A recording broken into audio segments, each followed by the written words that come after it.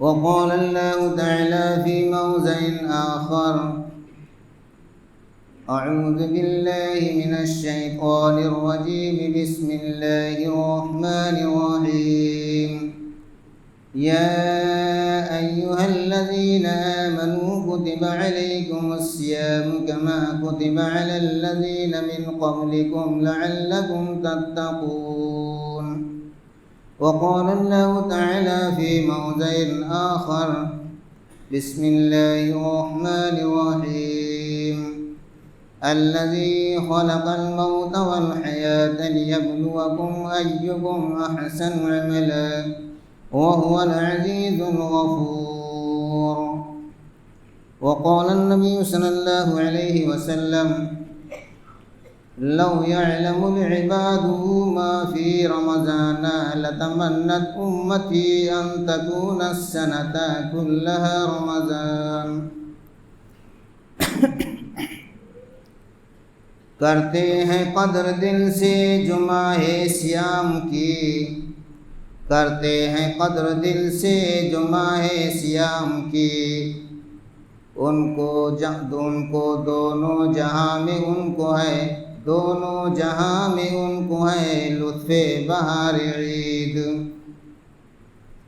قابل احترام بزرگوں، قوم کے غیور نوجوانوں اور معزز علماء اکرام، پردہ نشین ماں اور بہنوں، یقیناً تمام قسم کی تعریف و توصیف اسی اللہ مالک الملک کے لیے لائق و زیبا ہے، جو بارش کے قطرہ کو سیب میں موتی بنانے والا، گردش آب کو انسانی صورت دینے والا، سارے جہان کا تن تنہا خالق و مالک و مربی.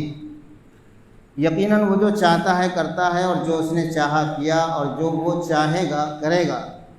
اس کے قاعدے قانون کو، اس کی مشیت اور ارادے کو دنیا کی کوئی طاقت بدل نہیں سکتی، اس کے حکم کے آڑے نہیں آ سکتی. بعدہ اس کے حبیب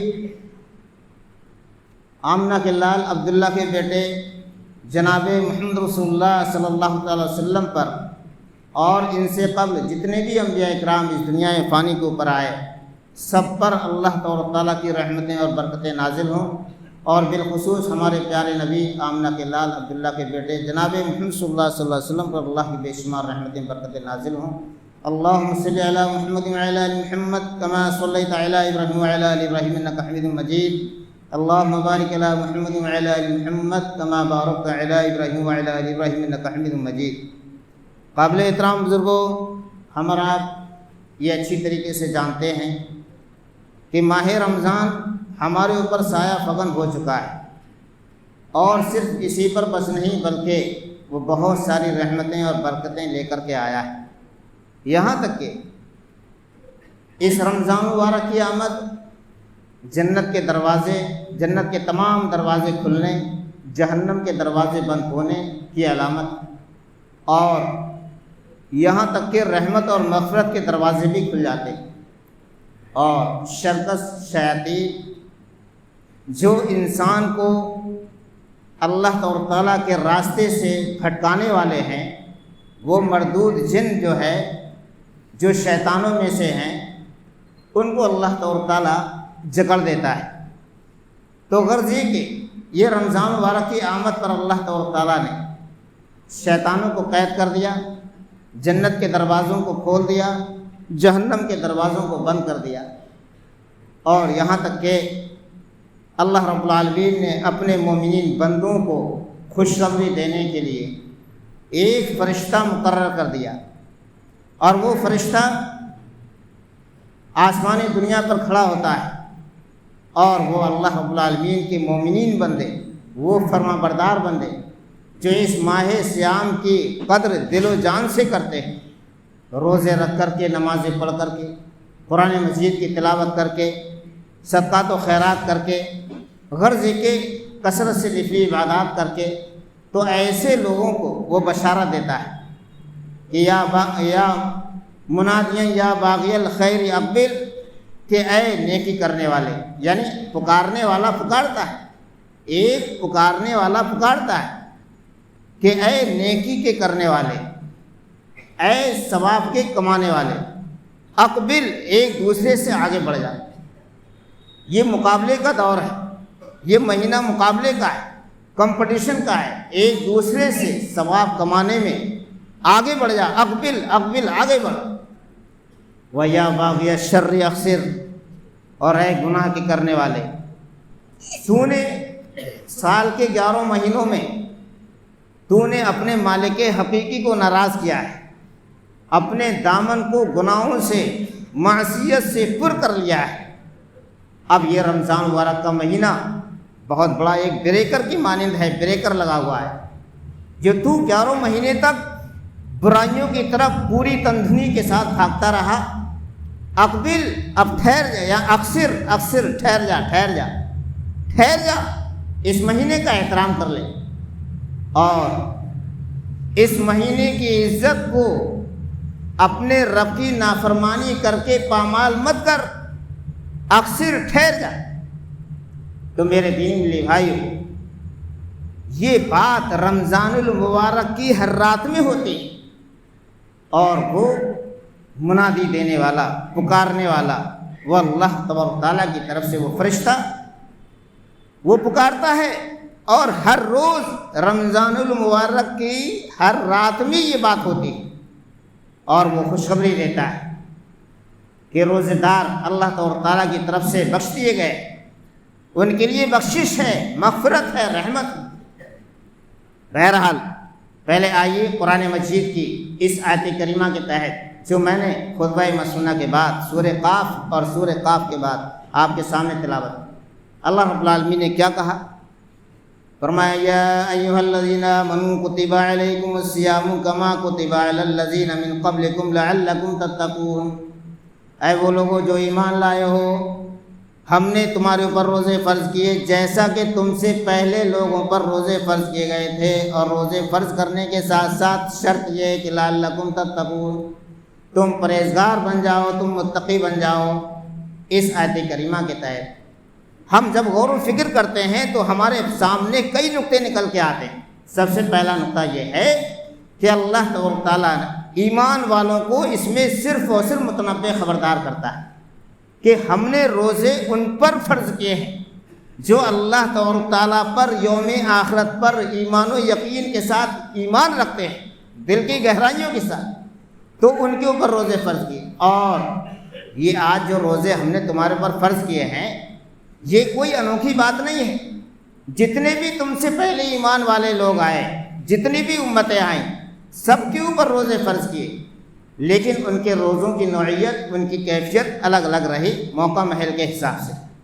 تو ایک بات یعنی ایمان والوں پر روزے فرض کیے۔ دوسرا نقطہ، اسی طریقے سے تمہارے اوپر بھی روزے فرض کیے گئے۔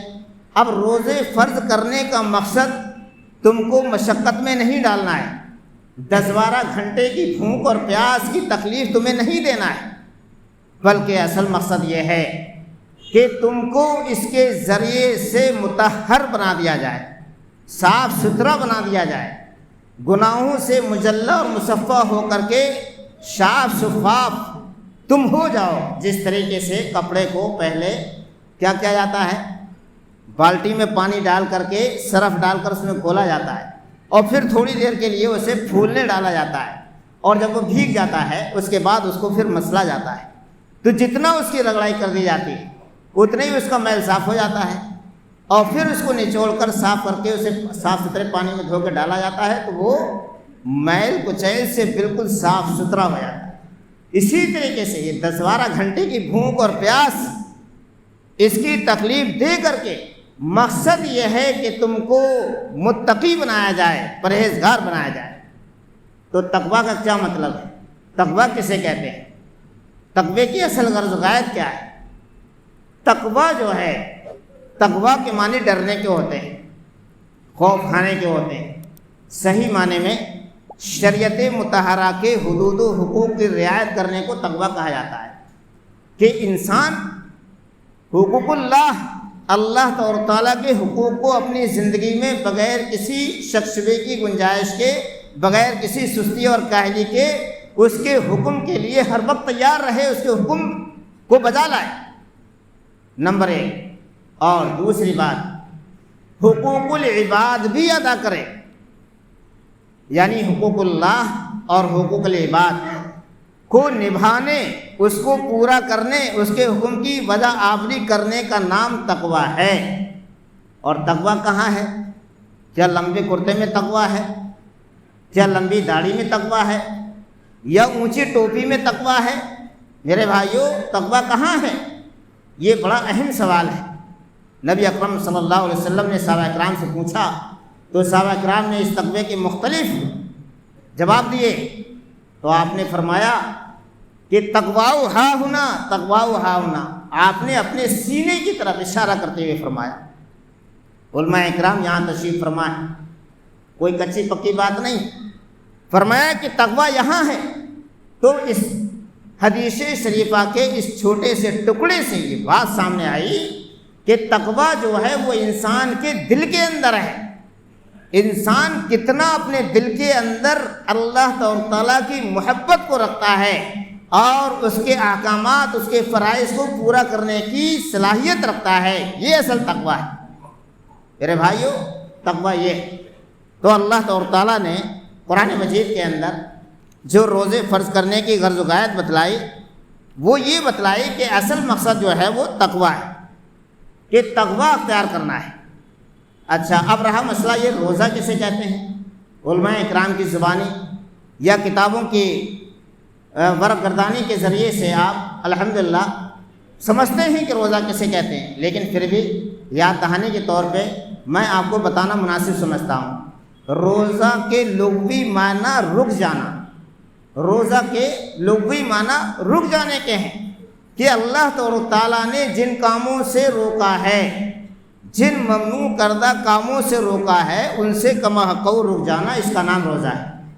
یعنی بھوک اور پیاس کی شدت کے ساتھ ساتھ ان آنکھوں سے برا دیکھنا، زبان سے برا بولنا، گالی گلوچ کرنا، غیبت اور چغلی کرنا، اس ہاتھ سے کسی کو ایذا پہنچانا، پیر سے غلط راستوں پہ چلنا، ان تمام چیزوں سے رک جانے کا نام روزہ ہے۔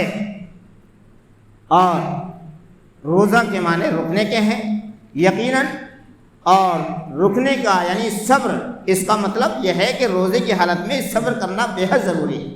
اور صبر کرنے کے معنی بھی رکنے کے ہوتے ہیں کہ انسان اپنی خواہشات سے رک جائے، تو اس میں جو ہے انسان کو خواہشات سے رکنا ہے۔ بہرحال اب رہا مسئلہ یہ کہ اللہ تعالیٰ نے جو روزہ فرض کیا، اس کی غرض و غایت، اس کا مقصد تقویٰ اختیار کرنا ہے۔ اور یہ دنیا جو ہے وہ یقیناً دار فانی ہے، یہ آخرت کے لیے کھیتی اور بیج بونے کی جگہ ہے۔ یہ اللہ رب العالمین نے ایک امتحان گاہ بنائی ہے، اس میں ہم کو آخرت کے لیے تیاری کرنا ہے۔ تو یہ تیاری کرنے کے لیے اللہ تعالیٰ نے ہمارے اوپر روزے فرض کیے ہیں، اور اللہ رب العالمین نے اس دنیا فانی کے اندر ابن آدم کو جو پیدا کیا، اس کی غرض و غایت بتلائی، اس کا اہم مقصد بتلایا۔ آئیے میں آپ کے سامنے ایک نقطہ بیان کرتا ہوں جو سورہ ملک کی آیت نمبر 2 ہے۔ اللہ رب العالمین نے فرمایا کہ الذی خلق الموت والحیات لیبلوکم ایکم احسن عملا، وہی ہے وہ ذات جس نے تم کو پیدا کیا، اور وہی ہے وہ ذات جس نے پیدا کیا تمہارے لیے موت کو اور زندگی کو، لیبلوکم تاکہ آزمائے تم لوگوں میں سے، ایکم تم میں سے، احسن عملا تم میں سے بہترین عمل کے اعتبار سے کون زیادہ بہتر ہے۔ اصل مقصد یہ ہے زندگی کا اور موت کا۔ مقصد کیا ہے؟ اللہ رب العالمین تو علم الغیب ہے، وہ تو انہ علم بذات صدور ہے۔ پھر اللہ نے کیوں کہا کہ تاکہ آزمائے تم میں سے اچھے عملوں کے اعتبار سے کون بہتر ہے؟ ارے اللہ رب العالمین کو آزمانے کی کیا ضرورت ہے؟ وہ تو جانتا ہی ہے کہ کون بندہ میرا فیل ہے، کون میرا پاس ہے، کس کی کتنی ڈویژن ہے، کون کتنے نمبرات سے پاس ہو رہا ہے، کون ترقی پاس ہوگا، یہ تو اللہ جانتا ہی ہے۔ لیکن پھر بھی یہاں کہا لیبلوکم ایکم احسن عملا، تاکہ آزمائے تم میں سے بہترین عمل کے طور سے کون بہتر ہے۔ اس کا جواب کیا ہے؟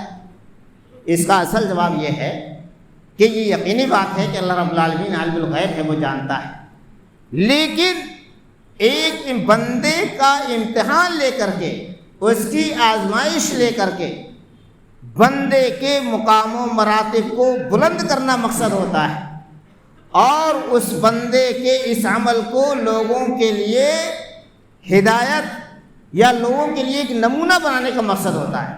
جیسا کہ حضرت ابراہیم علیہ السلام کی آزمائش ہوئی کہ اللہ نہیں جانتا تھا کہ ابراہیم علیہ السلام پاس ہوں گے یا فیل ہوں گے، لیکن آزمائش لی، اور کتنی آزمائشیں ہوئی، اللہ اکبر کبیرہ، ایک سے بڑھ کے ایک آزمائش ہوئی. اور یہاں تک کہ بہت ساری آزمائش ہوئی، آپ سنتے ہیں بیوی بچوں کو چھڑوا کر کے آزمائش ہوئی، قوم سے آپ کی آزمائش ہوئی، نمرود بادشاہ نے آپ کو آگ میں پھینک دیا، یہ بہت بڑی آزمائش ہوئی. اس کے باوجود بھی پھر بھی چین نہیں ملا، آزمائشوں سے نجات نہیں ملی. ایک بچہ 80 سال کے بعد میں پیدا ہوا، چلنے پھرنے کے لائق ہوا، اور پھر اللہ رب العالمین نے ابتلا میں مبتلا کر دیا. پھر آزمائش لی، اور ساری آزمائشوں میں، سارے امتحانات میں جب آپ پاس ہو گئے تب اللہ تعالیٰ نے آپ کو سرٹیفکیٹ دے دیا، ان ھذا لہو البلاء المبین. اے میرے پیارے حبیب، بے شک یہ بہت بڑی آزمائش تھی، بہت بڑا امتحان تھا. یہ آخری جو امتحان تھا بچے کی قربانی والا، بہت بڑا امتحان، لیکن یقیناً آپ ان تمام آزمائشوں میں پاس ہیں. تو یہ آزمائش لے کر کے حضرت ابراہیم علیہ السلام کے مقام و مراتب کو بلند کر دیا اللہ رب العالمین. آج ہم سورہ فاتحہ میں بھی پڑھتے ہیں، اپنے لیے دعا مانگتے ہیں. کیا مانگتے ہیں؟ کہ صراط الذین انعمت علیہم غیر المغضوب علیہم ولا الضالین. اے اللہ رب العالمین، اے ہمارے پروردگار، تو ہم کو ایسا راستہ دکھا جن پر تو نے انعام و اکرام کیا ہے، جن پر تیری مہربانیاں ہوئی ہیں، ایسے لوگوں کا ہم کو راستہ دکھا دے، اور ان لوگوں کا راستہ نہیں جن پر تیرا غیظ و غضب ہوا ہے، جن پر تیری پھٹکار پڑی ہے، جیسے نمرود ہے، حامان ہے، شداد ہے، فرعون ہے، قارون ہے، امیہ بن خلف ہے. یہ بڑے بڑے بدبخت تھے اپنے وقت کے، جنہوں نے طاقت کے نشے میں، دولت کے نشے میں، حکومت کے نشے میں اور جمع جتے کے نشے میں اللہ تعالیٰ کے احکام کی خلاف ورزی کی، اور انہوں نے اللہ کا کیا بگاڑا بلکہ اپنا ہی قصور کیا. آج دنیا فانی سے نیست و نابود ہو گئے، اور ان کے واقعات آج تاریخ کے اوراق میں محدود رہ گئے. نہ گورے سکندر نہ ہے کبر دارا، نہ گورے سکندر نہ ہے کبر دارا، مٹے نامیوں کے نشان کیسے کیسے، ایسے ایسے نام و نشان مٹ گئے. آج ان کی کہانیاں، آج ان کی یعنی واقعات داستانیں بن کے رہ گئی. تو بہرحال مقصد یہ ہے کہ اللہ تعالیٰ نے یہاں زندگی کو پیدا کیا اور موت کو پیدا کیا. زندگی اس لیے زندگی کا مقصد دیا، یعنی زندگی کو جو پیدا کیا اس کا مقصد یہ بتلایا کہ انسان اس دار فانی میں رہ کر کے آخرتی تیاری کر لے، عمل صالح کرے. اور موت کو اس لیے پیدا کیا کہ جو انسان امتحان گاہ میں بیٹھا ہوا ہے اور اس نے جد و جہد کی، محنت کی، کوشش کی، اعمال صالحہ کا ذخیرہ کیا، اپنے نفس کو مارا، دل کو مارا، اور دنیا کی زندگی قید خانے کی طرح گزاری، شریعت مطہرہ کے حدود و حقوق کی رعایت کرتے ہوئے گزاری، اسی پر موت آ گئی. تو موت پانے کے بعد وہ اللہ رب العالمین کے یہاں جا کر کے اپنے انعام و اکرام کو حاصل کر لے، یہ مقصد ہے موت کا. اور یہ موت نیک لوگوں کے لیے باعث رحمت ہے، اور بدبخت اور بدترین لوگوں کے لیے، بدعمل لوگوں کے لیے باعث عذاب اور حسرت ہے. یہ عذاب ہے. تو یہ زندگی کا مقصد اور یہ موت کا مقصد. اب اللہ رب العالمین نے فرمایا، میں آسن کی تفسیر کرنا چاہتا ہوں کہ آسن عمل انجام دینے کے لیے پیدا کیا. آسن سے مراد کیا ہے؟ علماء اکرام الحمدللہ جانتے ہیں آسن سے مراد کیا ہے. یہ لفظ آسن جو ہے وہ اس میں تفضیل کا صیغہ ہے. اس کے معنی، لفظی معنی آتے ہیں آسن یعنی بہت ہی زیادہ حسین، بہت ہی زیادہ خوبصورت. لیکن یہاں خوبصورتی جو ہے کسی انسان کی، کسی شخصیت کی خوبصورتی مراد نہیں ہے، کسی مرد و عورت کی خوبصورتی مراد نہیں ہے. یہاں جو خوبصورتی مراد ہے وہ عمل کی، وہ عمل صالح مراد ہے. یعنی ہم نے انسان کو زندگی دی، اس لیے ہم نے پیدا کیا تاکہ وہ ایسے عمل انجام دے جس عمل کے اندر ریاکاری نہ ہو، جس عمل کی بنیاد قرآن حدیث کے اصلی ٹریک پر ہو اور شرک و بدعت سے بالکل الگ تھلگ ہو. یا پھر شرک و بدعت سے بھی بے نیاز ہو، اس کے ساتھ ساتھ ریاکاری نہ ہو، دکھاوا نہ ہو، بالکل اخلاص کے ساتھ عمل انجام دیا گیا ہو، تو ایسے عمل انجام دینے کے لیے ہم نے اس دنیا فانی کے اندر انسان کو پیدا کیا، ہم نے اس کو زندگی دی۔ اور رہا مسئلہ یہ، عمل صالح ہی انسان کا قابل قبول ہے اور نجات کا ذریعہ ہے۔ اور ہر عمل میں صالح عمل، وَعَمِلَ عَمِلًا صَالِحًا، آپ نے بارہا یہ آیتیں پڑھی ہوں گی، سنی ہوں گی، کیا ایسا عمل کیا جو صالح عمل ہو؟ یہ صالح عمل کیا ہے؟ صالح عمل کی تشریح یہی ہے کہ اس عمل کی بنیاد عقیدہ توحید پر ہو، پھر وہ عمل قرآن حدیث کی روشنی کے مطابق ہونے کے ساتھ ساتھ ہر قسم کی ریاکاری اور دکھاوا سے بالکل پاک۔ اب ریاکاری اور دکھاوے سے پاک اگر وہ عمل نہیں ہے تو وہ عمل کتنا ہی بڑا ہو، چاہے وہ حج ہو، عمرہ ہو، آپ کی نماز ہو، فرض ہو، سنت ہو، روزہ ہو، صدقہ ہو، خیرات ہو، سارے بیکار ہیں، اخلاص کی شرط ہے۔ اللہ کے نبی جناب محمد صلی اللہ علیہ وسلم نے ارشاد فرمایا، من صلی یرائی فقط اشرکا ومن تصدق یرائی فقط اشرکا ومن صام یرائی فقط اشرکا۔ جس شخص نے کسی کو دکھاوے کے لیے نماز پڑھی پس تحقیق کہ اس نے شرک کیا۔ یعنی قد جس پر لگ جاتا ہے، جیسے قد اکلا، قد شربا، قد لعبا، تو اس کا مطلب یہ ہوتا ہے یعنی کھیل ختم ہو چکا، جیسے قد لعبا وہ کھیل چکا، قد اکلا وہ کھانا کھا چکا، قد شربا وہ پانی پی چکا، یعنی کام ہو چکا ہے، کام ہو نہیں رہا بلکہ ہو گیا۔ تو پتہ یہ چلا کہ جس شخص نے کسی کو دکھاوے کے لیے نماز پڑھی پس تحقیق کہ اس نے شرک کر لیا، اس نے شرک کیا۔ اور جس شخص نے کسی کو دکھاوے کے لیے صدقہ کیا پس تحقیق کہ اس نے بھی شرک کیا۔ اور جس شخص نے کسی کو دکھاوے کے لیے روزہ رکھا تو اس نے بھی شرک کیا۔ اب یہاں مسئلہ کچھ لوگوں کے ذہن میں یہ آتا ہے کہ یار ہم نماز پڑھ رہے ہیں، 4 آدمی ہمیں دیکھ رہے ہیں، صدقہ کرتے ہیں، 4 آدمی ہمیں دیکھتے ہیں، وہ ٹھیک ہے، لیکن لوگ دیکھیں، ایک نہیں 1000 لوگ دیکھیں، اس سے کوئی فرق نہیں پڑتا، لیکن انسان کی نیت یہ ہونا چاہیے کہ میرا یہ عمل صرف اور صرف اللہ رب العالمین کی رضا کے لیے ہے، اور میں اللہ کو خوش کرنے کے لیے اس کے حکم کی تعمیل کرتے ہوئے اس عمل کو انجام دے رہا ہوں، یہ نیت ہونا چاہیے۔ بہرحال تو کہنے کا مقصد یہ ہے کہ یہ رمضان مبارک کا مہینہ ہے، اور اس مہینے کی اجر و ثواب، اس کی خیر و برکت بہت ہی زیادہ ہے۔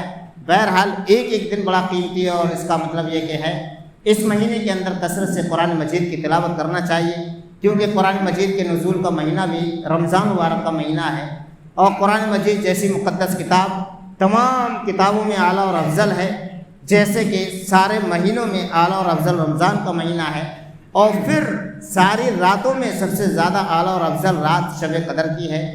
اور اللہ رب العالمین یہ تمام یہ اعلیٰ اپنا کلام، یہ پورا اعلیٰ اور افضل کلام جو ہے اسی اعلیٰ افضل رات میں نازل کیا ہے، اس لیے قرآن مجید کی تلاوت کرنا اور نفلی عبادت کرنا، کثرت سے قرآن کی تلاوت کرنا اس رمضان المبارک کی ایک بہترین عبادت ہے۔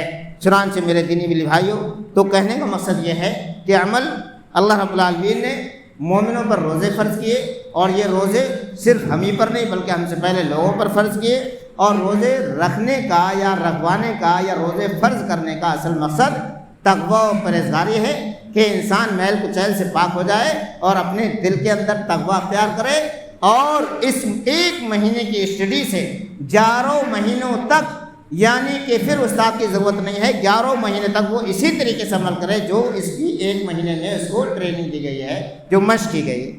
بہرحال اب اللہ یہ نبی جناب محمد صلی اللہ علیہ وسلم نے فرمایا کہ رمضان مبارک کا جو مہینہ ہے وہ بہت ہی بابرکت ہے، اور اس کی ایک دن کی بڑی فضیلت ہے۔ فرمایا کہ لو یعلم العباد ما فی رمضان لتمنت امتی ان تکون السنۃ کلھا رمضان۔ لو یعلم العباد ما فی رمضان، اگر میری امت کے لوگ اس چیز کو جان لیتے، اس کی فضیلت کو جان لیتے، اس کے اجر و ثواب کو جان لیں، اور ان کو اگر اتنا علم اللہ رب العالمین دے دیتا اور یہ اس کی فضیلت کو جان لیتے، تو لتمنت امتی، تو یقیناً میری امت یہ خواہش کرتی ان تکون السنۃ کلھا رمضان، کہ سارے سال ہم روزہ ہی رکھتے رہیں۔ اللہ اکبر، روزہ رکھتے رہیں، روزہ رکھتے رہیں، پوری زندگی روزہ رکھتے رہیں۔ ان تکون السنۃ، سنہ کے معنی سال کے ہیں، کہ سارے سال ہم روزہ ہی روزہ رکھتے رہیں. اللہ، آپ اندازہ لگاؤ. یعنی کہ اگر اس کے اجر و ثواب کو، جو روزہ رکھنے کا اجر و ثواب اللہ رب العالمین نے اپنے روزدار بندوں کے لیے مقرر کیا ہے، اس کے روزے کے ثواب کو اگر ان کو علم ہو جائے، وہ جان لیتے، تو یقیناً یہ خواہش کرتے پوری زندگی ہم روزہ ہی رکھتے رہیں. اللہ اکبر. بڑے خوش نصیب ہیں وہ لوگ جو الحمدللہ اس رمضان مبارک کے روزوں کا اہتمام کرتے ہیں، اور روزے رکھنے کے ساتھ ساتھ وہ اس کے شرعی حدود و حقوق کی رعایت کرتے ہیں. روزے کی حالت میں جھوٹ بولنا، گالی گلوچ بکنا، نظر بازی کرنا، جھوٹے وعدے کرنا، غیبت اور چغلی کرنا، وعدہ خلافی کرنا، مزدوروں پر ظلم کرنا، ان کی مزدوری مارنا، کما کو ان تمام چیزوں سے پرہیز کرتے ہیں. تب ان کا صحیح معنی میں روزہ ہے، اور وہ یقیناً بڑے خوش نصیب ہیں. یہاں تک کہ اللہ کے نبی جناب رسول اللہ صلی اللہ علیہ وسلم نے فرمایا کہ من لم يدع قول الزور والعمل به فليس لله حاجة في ان يدع طعام وشراب. یعنی روزے داروں کے لیے ایک وارننگ ہے، روزے داروں کے لیے ایک چیتابنی، متنبع خبردار اور ایک تنبیہ ہے. فرمایا کہ جو لوگ روزہ رکھ کر کے جھوٹ بولنا نہ چھوڑیں، والعمل به، اور اس پر عمل کرنا نہ چھوڑیں. مطلب یہ ہے کہ کبھی کبھار انسان نے کسی مصلحت کے تحت جھوٹ بول دیا، وہ الگ بات ہے، لیکن روزہ رکھ کر کے مسلسل جھوٹ بولتا ہے، دکانداری میں خرید و فروخت جھوٹ سے کرتا ہے، تو فرمایا والعمل به، اور اس پر عمل کرنا نہ چھوڑے. ان يدع طعام وشراب، تو اللہ رب العالمین کو دن بھر اس کے کھانا پانی چھوڑنے کی کوئی حاجت نہیں، کوئی ضرورت نہیں ہے. اللہ رب العالمین محتاج نہیں ہے کہ انسان دن بھر بھوکا پیاسا رہے. اور ایک حدیث میں فرمایا کہ روزے داروں میں بہت سے روزے دار ایسے ہیں جن کو سوائے بھوک اور پیاس برداشت کرنے کے سوا کچھ نہیں ملتا، اور کچھ نماز تراویح قیام اللیل کرنے والوں میں کچھ ایسے ہیں جنہیں سوائے نیند خراب کرنے کے کچھ حاصل نہیں ہوتا. مطلب کیا ہے؟ یعنی روزہ رکھ رہے ہیں، اس کے باوجود بھی یہ جتنی صفتیں بتلائی ہے، یعنی ممنوع کردہ جو کام بتلائے ہیں روزے کی حالت میں، ان سے نہیں رکتے، تو سمجھو آپ فاقہ کر رہے ہیں. اور نماز تراویح یعنی قیام اللیل کر رہے ہیں، مگر قیام اللیل کرتے ہیں مگر پتہ یہ نہیں لگ رہا ہے کہ وہ حافظ کیا پڑھ رہا ہے، قرآن پڑھنے والا قاری پڑھ کیا رہا ہے. بس ذہن کاروبار میں ہے، ادھر ادھر میں ہے، یا پھر اکتاہٹ محسوس ہو رہی ہے کہ یار جلدی ختم کریں، بھاگیں یہاں سے نکلیں، یا پھر ایسا ہے کہ نیند کے چھٹکے آ رہے ہیں، گر جا رہے ہیں، اس میں کچھ پتہ نہیں لگ رہا ہے کیا پڑھ رہا ہے. تو ایسے سوائے نیند خراب کرنے کے ان کو کچھ حاصل نہیں. اللہ رب العالمین ہم سب کو صحیح معنی میں روزے کے حقوق، روزے کے امور پر عمل کرنے کی، صحیح ممنوع کردہ چیزوں سے بچنے کی توفیق عطا فرمائے، اور قیام اللیل کو خضوع اور خشوع کے ساتھ، حضور قلبی کے ساتھ اللہ رب العالمین ہمیں ادا کرنے کی توفیق عطا فرمائے. چنانچہ آپ دیکھیے روزے کا کتنا بڑا ثواب ہے کہ پورے سال روزہ رکھتا رہے، اس کے باوجود وہ تھکتا نہیں ہے، بلکہ یہی کہے گا کہ پورے سال روزہ رکھتا ہے. لیکن کچھ بدنصیب لوگ ہمارے معاشرے میں ایسے ہیں جو روزے کی حالت میں جان بوجھ کے روزہ، مطلب رمضان مبارک کے مہینے میں جان بوجھ کے روزہ چھوڑ دیتے ہیں، روزہ ہی نہیں رکھتے، اس کی اہمیت نہیں سمجھتے ہیں. ذرا سا بخار آ گیا، ارے حضرت آپ کا روزہ ہے، ارے وہ بخار آ گیا. دکان پر بیٹھا ہوا ہے، صبح سے شام تک دکان چلا رہا ہے، مٹھائی بھی بنا رہا ہے. کتنے ایسے لوگ ہیں، ایک صاحب سے میرا سابقہ پڑا وہاں، یہاں نہیں، ایک دوسری جگہ کی بات، اور اچھی خاصی صحت ہے کہ روزہ نہیں، اس کو روزے کی عظمت ہی معلوم نہیں، روزے کی عظمت سے ناشنا ہے وہ. چنانچہ میرے دینی میری بھائیو، جو لوگ بغیر کسی شرعی عذر کے روزہ چھوڑ دیتے ہیں، ایسے لوگوں کے لیے بہت بڑی وارننگ ہے، ایسے لوگوں کے لیے بہت بڑا اللہ رب العالمین نے عذاب تیار کرا ہے. آئیے حدیث رسول کی طرف آئیے. دیکھیے حضرت ابو امامہ اباہلی رضی اللہ تعالیٰ عنہ بیان کرتے ہیں، میں نے رسول اللہ صلی اللہ علیہ وسلم کو فرماتے ہوئے سنا، کہتے ہیں کہ میں نے فرماتے ہوئے سنا کہ میں سویا ہوا تھا. کہتے ہیں کہ میں نے خواب میں دیکھا کہ 2 آدمی میرے پاس آئے. چنانچہ وہ 2 بندے نبی اکرم صلی اللہ علیہ وسلم کے پاس نیند کی حالت میں خواب میں آتے ہیں. اور آپ سے کہتے ہیں کہ آپ اٹھیے چلیے۔ چنانچہ آپ نے مجھے، ان 2 آدمیوں نے مجھے جگایا، اور جگانے کے بعد میں یکایک مجھ کو جو ہے ایک پہاڑ کے کنارے پر کھڑا کر دیا، میرے کاندھے پکڑے اور مجھے اٹھا کر کے وہاں لے گئے ایک پہاڑ کے کنارے۔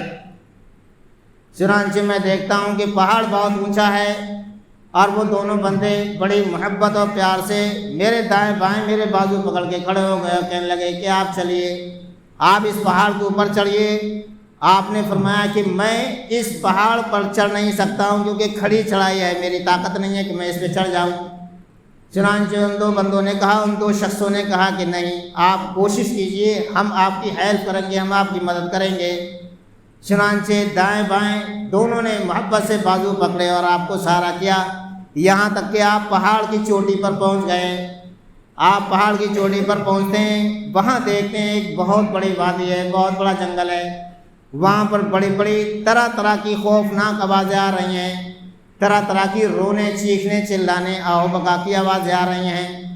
آپ نے ان سے پوچھا کہ یہ آوازیں کیسی ہیں؟ فرمایا کہ یہ آوازیں جہنمی لوگوں کی آواز ہیں، یہ جہنم کے اندر ان کو بڑی تکلیف دی جا رہی ہے، ان کو سختیاں تکلیفیں دی جا رہی ہیں، ان کو پر عذاب ہو رہا ہے۔ اچھا، اس کی آوازیں ہیں؟ آپ کا دل خوف سے خائف ہو جاتا ہے، کہا کہ چلیے تھوڑا اور آگے بڑھیے۔ چنانچہ اور آگے لے جاتے ہیں تو دیکھتے ہیں کہ کچھ لوگ اپنے منہ کے بل الٹے لٹکے ہوئے ہیں، اور ان کے یہ ہونٹ کے نیچے یہ بانچے، یعنی ان کے ہونٹ دونوں طرف سے چرے ہوئے، ان کے دونوں طرف سے ہونٹ چرے ہوئے ہیں، ان کی بانچیں چری ہوئی ہیں، اور وہ بہت زیادہ زار و قطار کر رہے ہیں، رو رہے ہیں، چیخ رہے ہیں، چلا رہے ہیں اور بکا کر رہے ہیں، اور ان کے منہ سے خون جاری ہے۔ چنانچہ اللہ کے نبی جناب محمد صلی اللہ علیہ وسلم نے فرمایا، اے میرے ساتھیوں، یہ تو بتلاؤ یہ کون لوگ ہیں؟ فرمایا کہ یہ آپ کی امت کے وہ لوگ ہیں جو بغیر کسی عذر کے روزہ چھوڑ دیا کرتے تھے، اور روزے کی حالت میں شکم شیر ہو کر کے کھانا کھایا کرتے تھے، پیٹ بھر کے شکم شیر ہو کر کے یہ کھانا کھاتے تھے، اور یہ آپ کی امت کے وہ لوگ ہیں جو روزہ چھوڑ دیا کرتے۔ اللہ اکبر! آپ نے دیکھا، فرمایا کہ ان کو یہ سختی عذاب قیامت تک ہوتا رہے گا، یہ روزہ چھوڑنے، یہ روزے کے منکر ہیں۔ کتنی بڑی سختی اور کتنی بڑی تکلیف اور عذاب ہے میرے دینی ملی بھائیوں۔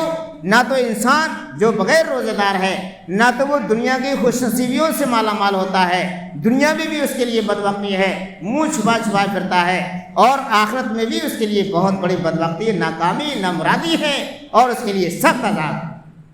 میرے بھائیوں، تو بہت ساری ایسی حدیثیں ہیں۔ بہرحال آخری بات یہ ہے کہ رمضان مبارک کا ایک ایک دن انسان کا بڑا قیمتی ہے، اس کے اندر زیادہ سے زیادہ کثرت سے رونا، گڑگڑانا، نفلی عبادت کرنا، قرآن مجید کی تلاوت کرنا، کیونکہ قرآن مجید کی تلاوت جو ہے یہ ایسا عمل ہے کہ اللہ کے نبی جناب محمد صلی اللہ علیہ وسلم فرمایا کہ کوئی شخص یہ خواہش کرے کہ میں اپنے رب سے ملاقات کروں، بس اس کو چاہیے کہ وہ قرآن مجید کی تلاوت کرے، قرآن مجید کو پڑھے۔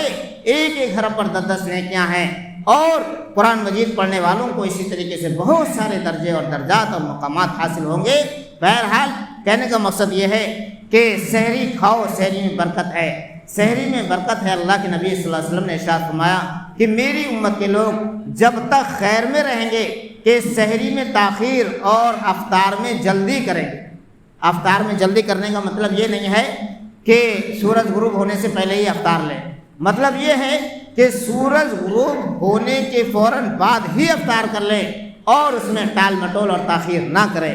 اور سحری میں برکت ہے، سحری میں برکت کا مطلب یہ ہے کہ آپ دیکھتے ہیں جب غیر رمضان میں انسان ہوتا ہے تو صبح میں ناشتہ بھی کرتا ہے، پھر دوپہر میں بھی کھانا کھاتا ہے، دوپہر میں کھانا کھانے کے بعد میں عصر کے بعد اٹھتا ہے، پھر طبیعت کچھ کھانے کو کرتی ہے تو چائے بھی پیتا ہے، یعنی اس کا دل مطمئن نہیں ہوتا، وہ کھاتا پیتا رہتا ہے، پھر بھی سنتشٹ نہیں ہوتا ہے۔ لیکن روزے کی حالت میں دیکھو آپ، انسان سحری کھاتا ہے، مختصر سی سحری کھا لیتا ہے، سحری کھانے کے بعد اس کو 2:30-3 بجے تک بھوک کا احساس ہی نہیں ہوتا ہے، بالکل احساس نہیں ہوتا۔ تو یہ اللہ رب العالمین کی بہت بڑی مہربانی، اس کا انعام ہے کہ اس ذرا سی سحری میں اتنی برکت ہے کہ انسان کو نہ بھوک لگتی ہے نہ پیاس لگتی ہے، اور بڑے آرام سے وہ 23 دن بھوکا پیاسا اللہ رب العالمین کی محبت میں اس کی رضا کے لیے جو ہے وہ جو ہے مطلب یہ کہ پورے کر دیتا ہے۔ چنانچہ اللہ رب العالمین سے دعا ہے کہ اللہ رب العالمین ہم سب کو سننے زیادہ سمجھنے کی توفیق عطا فرمائے، اور اللہ رب العالمین ہمیں صحیح معنی رمضان مبارک کا اہتمام قرآن حدیث کی روشنی میں کرنے کی توفیق عطا فرمائے۔ اللہ رب العالمین روزے کی حالت میں جو ممنوع کردہ احکام ہے، ممنوع کردہ جو کام ہیں، کما حق ان سے پرہیز کرنے کی توفیق عطا فرمائے۔ قرآن حدیث کی روشنی میں اللہ رب العالمین ایمان و یقین کے ساتھ ثواب کی امید پر قیام اللیل کا اہتمام کرنے کی توفیق عطا فرمائے، زیادہ سے زیادہ قرآن مجید کی تلاوت کرنے کی توفیق عطا فرمائے، اور اللہ رب العالمین جب تک ہم کو زندہ رکھ، ایمان توحید پر ہم کو زندہ رکھ، اور بشری تقاضوں کے اعتبار سے جو بھول چوک یا لغزشیں چھوٹی موٹی ہو جاتی ہیں، اللہ تو ان سے یعنی تو ان کو ہم سے درگزر فرمائے اور ہمیں معاف فرمائے اور ہمارے حال پر رحم فرمائے۔ جب تک ہم کو زندہ رکھ، ایمان توحید پر ہم کو زندہ رکھ، خاتمے کا وقت آئے تو ایمان توحید پر ہمارا خاتمہ ہو، اور ہماری زبان پر لا الہ الا اللہ محمد رسول اللہ صلی اللہ علیہ وسلم ہو۔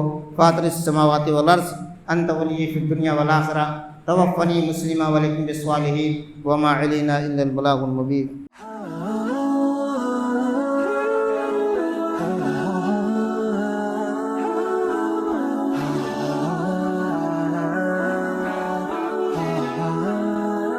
Mm-hmm.